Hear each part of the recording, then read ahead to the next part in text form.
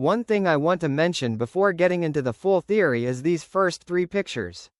Lots of people have noticed the abundant use of the hill with the tree. In Security Breach Ruin we see Gregory on the hill, then in FNAF 6 we see the graves of the kids on this hill. Finally in Secret of the Mimic we see David and M1 sitting on the same hill. I just wanted to point that out because that shows that this hill is located near the location of all the locations until the Pizzaplex. Multiple things have happened on that hill.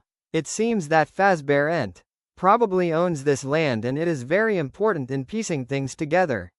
We know the constant comparison to Gregory and the crying child and the theories speculating that he is a robot recreation of him. I see some similar comparisons to Cassie and Charlie from the books. The brown hair and lots of purple.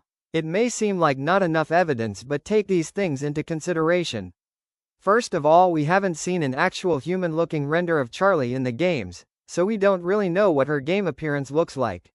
Also in Security Breach we hear Vanessa say that Gregory has no records.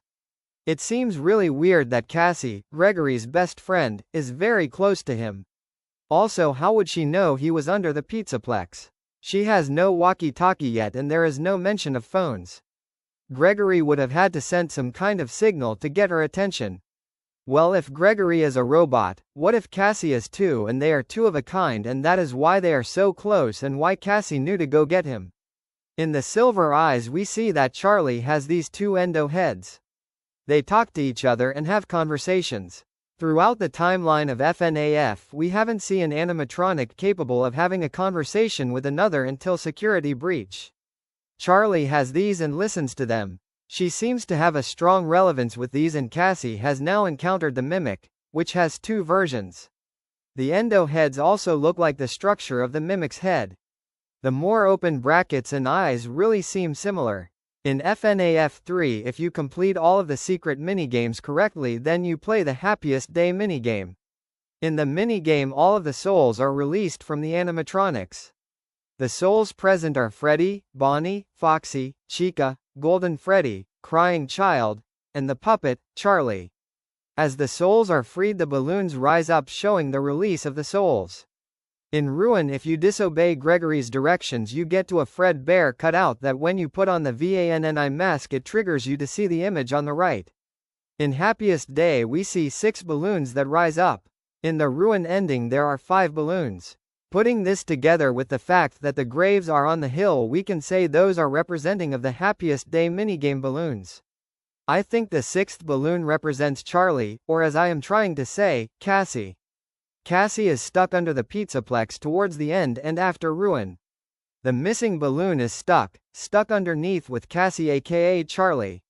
This would explain the strong presence of Charlie and Nightmarion.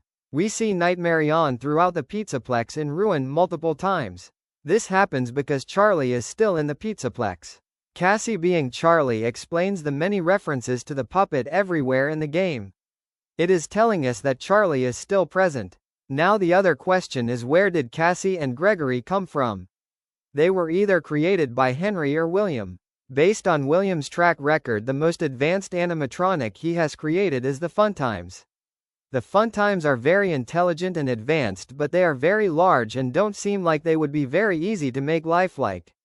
Henry on the other hand, the most advanced he had made in the games was Lefty.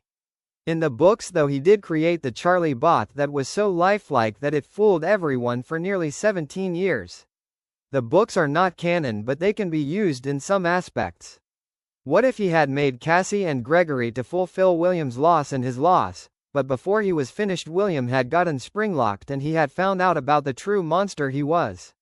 The last thing I want to talk about is what this could mean for the future of the franchise. How does all of this affect how the story will continue? From lots of speculation it is thought that the Mimic takes a lot of inspiration from William from watching him. This could also include his feelings and connections. If the Mimic understands what William valued like his son then a conflict between his son and the first person he killed could trigger something. We will just have to wait and see how this progresses and if any of it is really valid.